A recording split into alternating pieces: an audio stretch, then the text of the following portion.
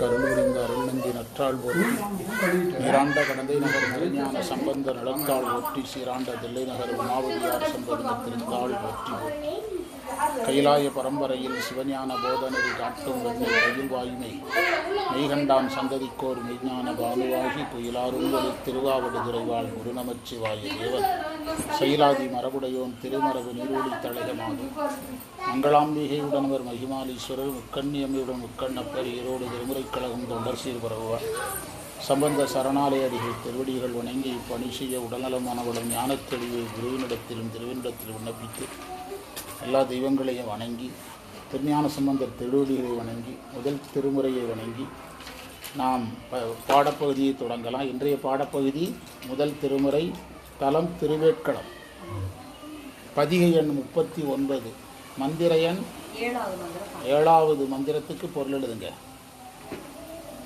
திருவேட்களத்தில் எழுந்தருடைய இறைவன்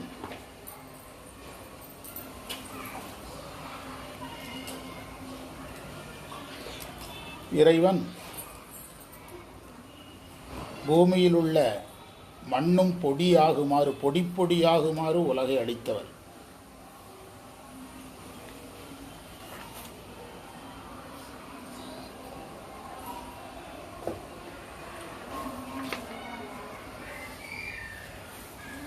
நன்காட்டில் அம்மைகான நடனம் ஆடுபவர்.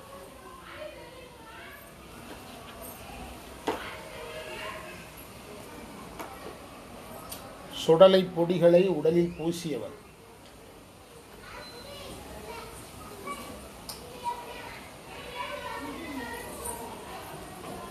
அந்த நடனத்தின் மூலம் ஐந்தொழிலை செய்பவர்.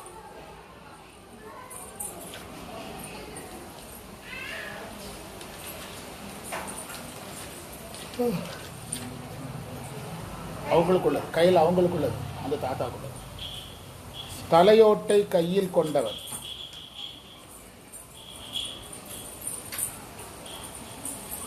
காலனை உதைத்தவர்.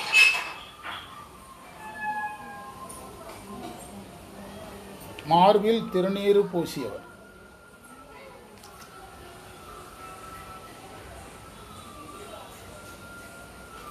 குறிப்புரை, பொடி கொண்டுன்னு ஒரு வார்த்தை இருக்கும், பொடியாகும்படின்னு அர்த்தம்.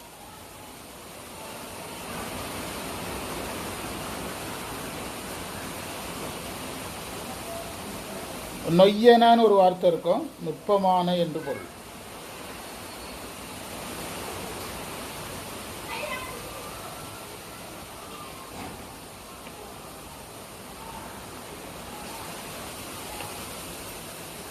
அடுத்தது கண்பொடி வெண்தலை. கண்பொடி வெண்தலைன்னா அந்த பிரம்மகபாலத்தில் கண்ணு பொடியாயிடுச்சு, கண்ணு இல்லைன்னு அர்த்தம். கண்ணில்லாத பிரம்மகபாலம் ரொம்ப ஃப்ரெஷ்ஷாக இல்லைன்னு அர்த்தம். பொடிதல் அப்படின்னா இல்லை ஆகுதல், கண்ணில்லாதன்னு அர்த்தம்.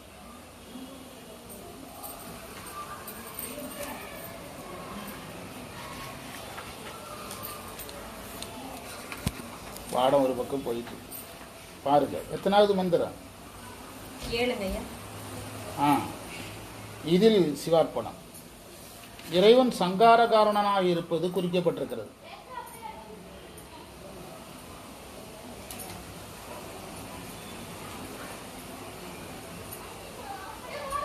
சங்காரம் நம்மால் பார்க்க முடியாத ஒன்று. அதனால் நன்காட்டை வைத்து இறைவன் நமக்கு அதை விளக்குகிறார். பேரூழி நடனத்தை நம்ம பார்க்க முடியாது, அதுக்கு ஒரு காட்சி தான் நன்காட்டில் என்ன செய்யறது, நடனமாடுறதா சொல்றது.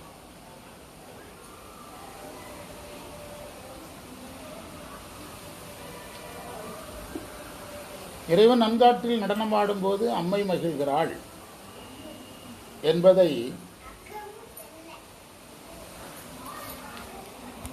அந்த நன்காட்டில் இறைவன் ஆடுறத அம்மை பார்த்து மகிழ்கிறது என்பதை நம்ம இந்த நடராஜர் சிவகாமியோட வச்சு பார்க்கக்கூடாது. ரெண்டுக்கும் கொஞ்சம் நுட்பமான வேறுபாடு உண்டு. நுட்பமான வேறுபாடு உண்டு.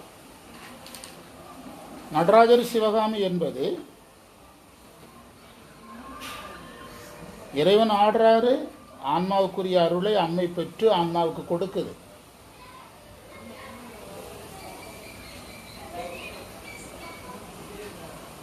அதை நம்ம கோயில்களில் வச்சு தான் பேசுகிறோம். எதில் வச்சு தான் பேசுகிறோம்? பொதுவாக கோயில்களில் வச்சு தான் நம்ம அதை பேசுகிறோம்.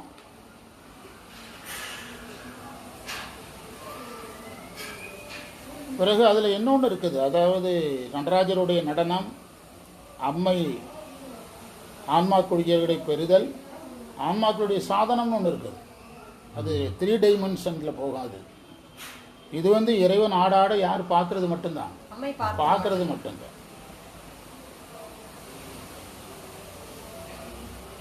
அதில் அம்மை மகிழ்கிறதுங்கிறத எப்படி வேணால் எடுத்துக்கலான்னா, பேரொளி ஆன்மாக்களுக்கு ஓய்வளித்தல், அது யாருக்கு மகிழ்ச்சின்னு சொல்லலாம், அம்மைக்கு மகிழ்ச்சி. அப்படி வேணால் விரிச்சிட்டு போகலாம். பையன் நிறையா மார்க் எடுக்கணும்னு பையனை தூங்க விடாமல் அப்பா பண்ணுவார். தூங்க விட்டாருன்னா அம்மா சந்தோஷப்படும்ல. தூங்கிட்டு போகிறானுங்க, 10 மார்க் குறைச்சிருந்தா உங்களுக்கு என்னென்னு அம்மா தூங்க சொல்லுதில்ல. அப்படி வேணால் பார்க்கலாம். இதோட இணைக்கக்கூடாது. அந்த நடராஜர் நடனம் ஆடுறதுனால அம்மை அருளை பெற்று பாலுன் குழவி பசுங்குடர் போறாதுங்கிற அந்த இடத்துக்கெல்லாம் போகக்கூடாது. ஏன்னா இதில் எது மட்டும்தான், சங்காரத்தை பேசிக்காக கொண்டது மட்டும்தான்.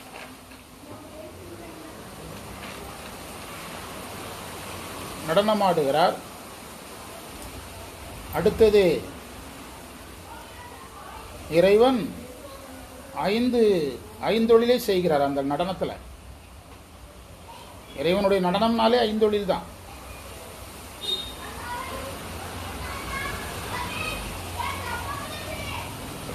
ஐந்தொழிலை செய்கிறார். தோற்றம் துடியதனில் ஒரு பாட்டு இருக்குல்ல நமக்கு. தோற்றம் துடியதனில் தோயும் திதி அமைப்பில் சாற்றியிடும் அங்கியிலே சங்காரம் ஊற்றமா ஊன்று மலர்ப்பு உற்றத்துவதும் முத்தின் ஆண்ட மலர்ப்பதத்தே நாடு. அந்த மந்திரத்திலே பாருங்க, அம்மை வராமலே அருளை யார் மேலே வச்சு தான் சொல்லியிருக்காரு. அம்மை வராமலே அருளை நடராஜர் மேலே வச்சு தான் சொல்கிறாரு. தோற்றம் துடியதனில் படைப்பு, தோயின் திதி அமைப்பில் சாற்றியிடும் அங்கியிலே சங்காரம் ஊற்றமா ஊன்று மலர்ப்பதத்தில் உற்றத்ரோதம் மறைப்பு முத்தி. அம்மையிட்ட நாடுன்னா சொன்னார், நான்ற மலர்ப்பதத்தே நாடுன்னு தான் சொல்கிறார். முத்தி இறைவனுடைய தூக்கிய திருவடியில், முத்தி என்பது அந்த இடத்துல அருள்னு அர்த்தம். அந்த மந்திரத்தில் அம்மையையும் நடராஜரையும் பிரிக்கலை, மனவாசம் கிடந்தார். அதுலேருந்தே ஒன்று தெரிஞ்சுக்கிடுங்க, எல்லா இடத்துலையும் என்ன செய்யக்கூடாதுன்னு அர்த்தம், பிரிக்கக்கூடாதுன்னு அர்த்தம். பிரிக்க சொல்கிற இடத்துல மட்டும்தான் பிரிக்கணும்.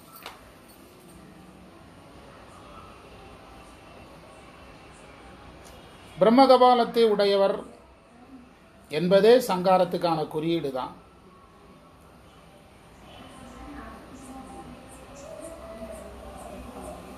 பிரம்மகபாலத்தை உடையவர் என்பது சங்காரத்துக்கான குறியீடு.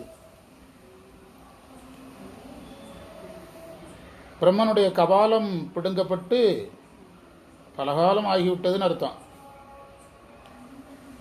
அவன் பழசா போயிட்டான், இறைவன் புதுசா இருக்கிறார்னு அர்த்தம்.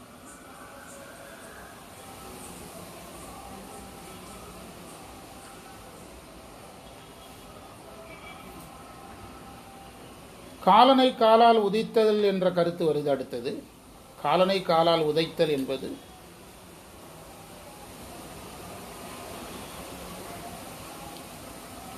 தவம் ஞானத்தில் இருப்பவர்களுக்கு இறைவன் காவலாகிறான். அதான் நமக்கு செய்தி மார்க்கண்டேயர் வரலாற்றினால. மார்க்கண்டேயருக்கு 16 கிடைச்ச மாதிரி வேற யாருக்குமே கிடைக்கல. சைவத்தில் வேற வரலாறே கிடையாது. யாருக்கும் என்றும் 16ங்கிறது யாருக்கும் கிடைக்கல. அது நமக்கு செய்தி என்னன்னா, காலனால் என்ன செய்தின்னா, தவத்திலே ஞானத்திலே ஒருத்தர் நின்றாங்கன்னா அவர்களை காலனிடத்திலிருந்து இறைவன் என்ன செய்கிறாரு, காக்கிறார், காப்பாற்றுகிறார். அபிராமி அந்த அதில் நிறைய இடத்துல அபிராமி கிட்ட கேட்பார் பட்டர். காலன் வரும்போது நீ என்னை தடுக்கணும்னு கேட்க மாட்டார், எனக்கு என் முன்னால் நில்லு, எனக்கு துணை செய்ய, அப்படிதான் கேட்பார். அதான் இதில் சொல்லியிருக்கேன். மார்பில் இறைவன் திருநீறு பூசியவராக இருக்கிறார்.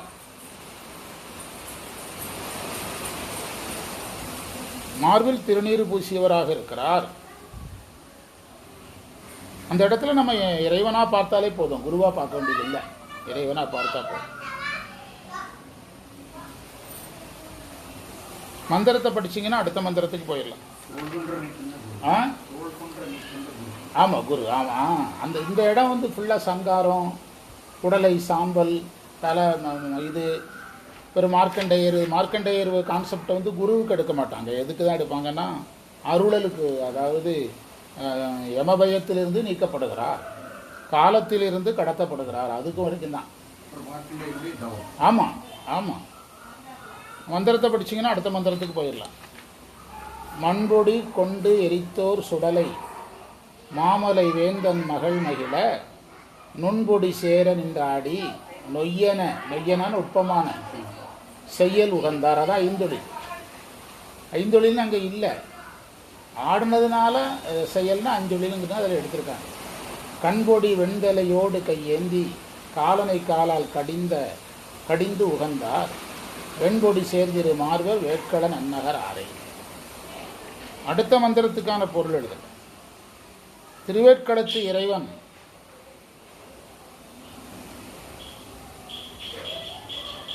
பார்க்கடல் நஞ்சை உண்டு தேவருக்கு அமுது கொடுத்தார்.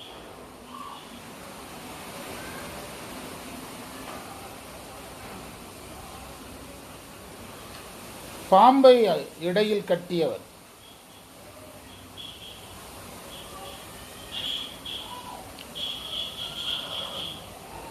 சூலம் மழு கைகளில் ஏந்தியவர்,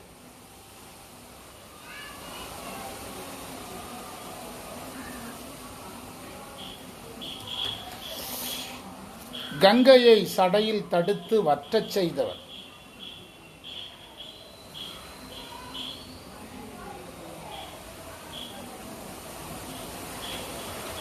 குறிப்புரை புன்சடை என்பதற்கு மெல்லிய சடைன்னு இருக்கும்.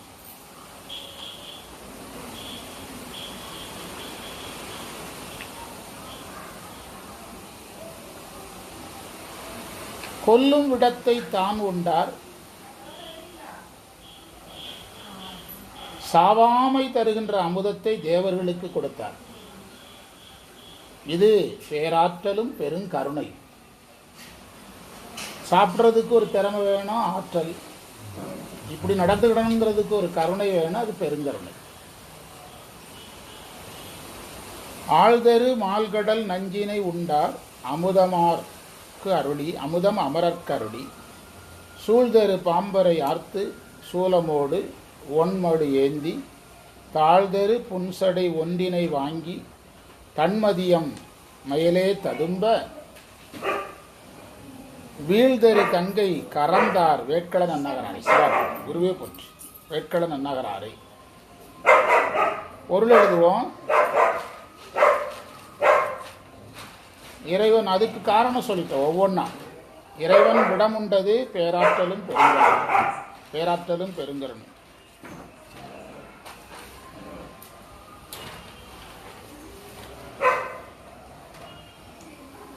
இறைவன் பாம்பினை இடையில் கட்டியது அவனுடைய குண்டலினி சக்தி, அதாவது அருட்சக்தி.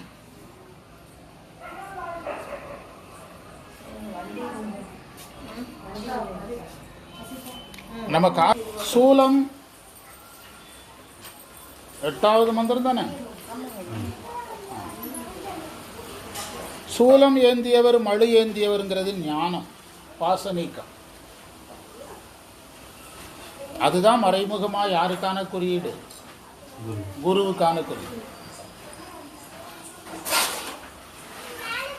குருவுக்கான குறியீடு. குருவின் நயனத்தீக்கையால் சங்கீதம் போகும்.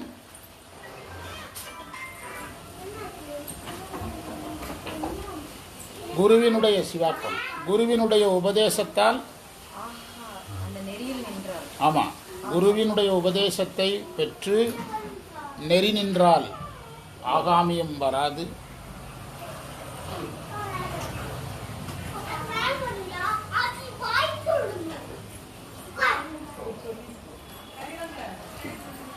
அவர் சிவமாம் தன்னை பெற்றதாலும்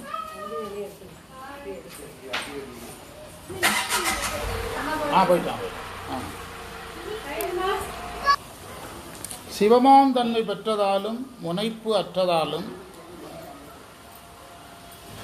சுதந்திரம் இன்மையை உணர்ந்ததாலும்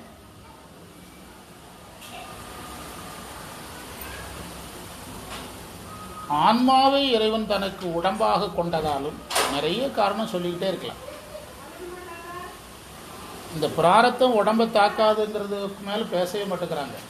அது புரிய வைக்கிறது ரொம்ப கஷ்டம். நிறையா ஒர்க் இருக்காது, அதுக்கு மேலே பேசவே மாட்டேங்கிறாங்க. சிவமாம் தன்மை பெற்றதாலும் உயிரை இறைவன் தனக்கு உடம்பாக கொண்டதாலும்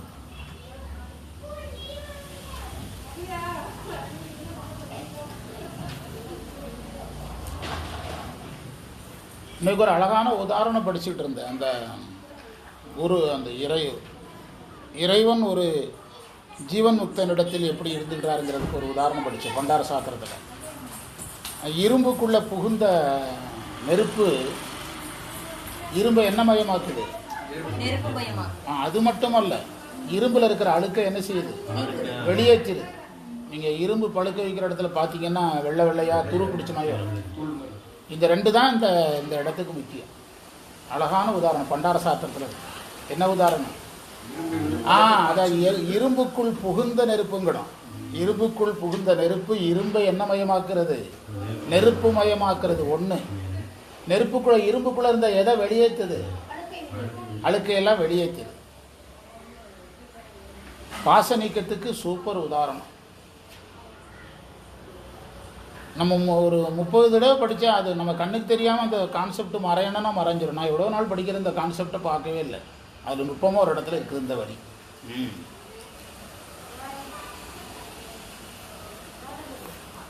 அதனால் இந்த சூலம் ஒளிங்கிறதெல்லாம் குருவினுடைய குறியீடு தான். குரு இல்லாமல் 3 மலங்களும் போகாது. குருவருளால் ஆணவ மலம் நீங்கும்.